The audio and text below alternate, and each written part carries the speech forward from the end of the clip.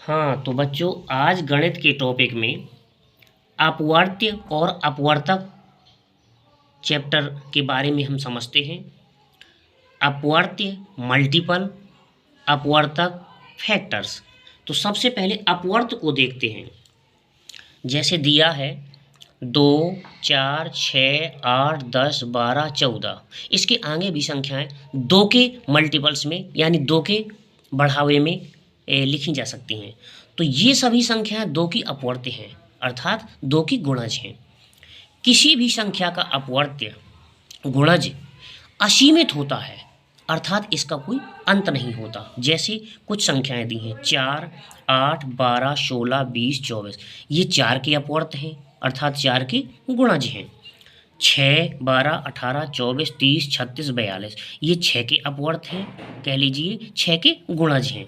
अब देखो, यानी अपवर्त को किसी भी संख्या का अपवर्त उससे आगे बढ़ाया जाता है। अब 5 के प्रथम 6 अपवर्तों को लिखना है।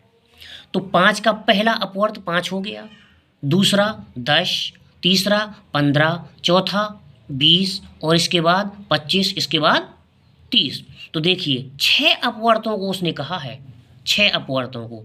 तो 5 को हम 5 के फैक्टर्स में, वो 5 के अपवर्त्य में, 5 के गुणज में आगे 6 बार बढ़ाएंगे। 1, 2, 3, 4, 5, 6। अब देखो 7 का तीसरा अपवर्त लिखो। तो 7 का पहला अपवर्त तो 7 होता है और दूसरा अपवर्त 14 है और तीसरा अपवर्त उसने पूछा है तो 21 हो गया। यानी 7 का तीसरा अपवर्त 21 होता है। अब देखिए अपवर्तक 6 के अपवर्तक जैसे लिखना है, 8 के और 15 के अपवर्तक। तो अपवर्तक किसी भी संख्या का अपवर्तक सबसे छोटा 1 होता है और उसका सबसे बड़ा अपवर्तक स्वयं वही संख्या होती है। जैसे कि 6 के अपवर्तक 1, 2, 3 और 6। 8 के अपवर्तक 1, 2, 4, 8। 15 के अपवर्तक 1, 3, 5 और 15। अब देखो लिखा है किसी संख्या का सबसे छोटा अपवर्तक 1 होता है, मैंने पहले बताया, और सबसे बड़ा अपवर्तक वही संख्या होती है। जैसे देखो 6 का और 8 का और 15 का सबसे छोटे अपवर्त 1 है, यानी 6 का 1 है, 8 का 1 है और 15 का 1 है। सबसे छोटे अपवर्त हैं ये। और सबसे बड़ा अपवर्तक 6 का देखिए 6 है और 8 का देखिए 8 है और 15 का सबसे बड़ा अपवर्तक 15 है। अब देखिए जैसे दिया है 10 के अपवर्तक लिखना है, 16 के अपवर्तक लिखना है, 21 के अपवर्तक। तो हम 10 के अपवर्तक लिखते हैं। तो पहले हमने बताया कि सबसे छोटा अपवर्तक 1, अब 2 हो जाएगा। अब 2 के बाद हमारा 5 हो जाएगा और 5 के बाद हमारा लास्ट में 10 हो जाएगा। अब देखिए 16 के अपवर्तक, तो 16 का सबसे छोटा अपवर्तक 1 हो गया और दूसरा 2 हो गया और फिर 4 हो गया और फिर 8 हो गया और लास्ट में हमारा अपवर्तक 16 हो गया। अब 21 के अपवर्तक, तो सबसे छोटा अपवर्तक 21 का 1 हो गया और दूसरा 3 हो गया और फिर 7 हो गया और फिर लास्ट में 21 हो गया। ये हुए अपवर्तक। अब एक बार और समझते हैं कि किसी भी संख्या का सबसे छोटा अपवर्तक 1 होता है।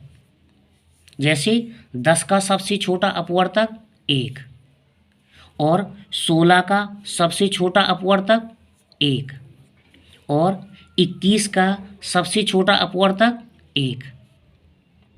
ठीक।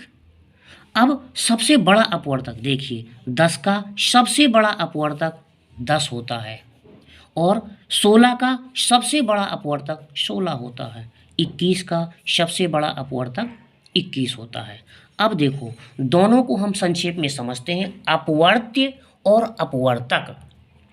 तो अपवर्त्य यानी कि किसी भी संख्या के अपवर्त्य मल्टीपल्स ज्ञात करने के लिए गुणज ज्ञान उससे आगे बढ़ते हैं। जैसे हमें 5 का अपवर्त्य निकालना है तो 5 के आगे बढ़ेंगे हम, 5, 10, 15, 20 और या हमें अपवर्तक ज्ञात करना है तो अपवर्तक उसी संख्या तक सीमित रहते हैं। जैसे कि हमें 8 के अपवर्तक ज्ञात करना है तो 8 तक ही सीमित रहेंगे, अर्थात 8 से आगे नहीं बढ़ेंगे, 8 के पीछे ही रहेंगे। जैसे कि 8 का दिया है 1, 2, 4 और 8। तो ये बच्चों बहुत ही इम्पोर्टेंट चैप्टर है अपवर्त्य और अपवर्तकों का। Thank you.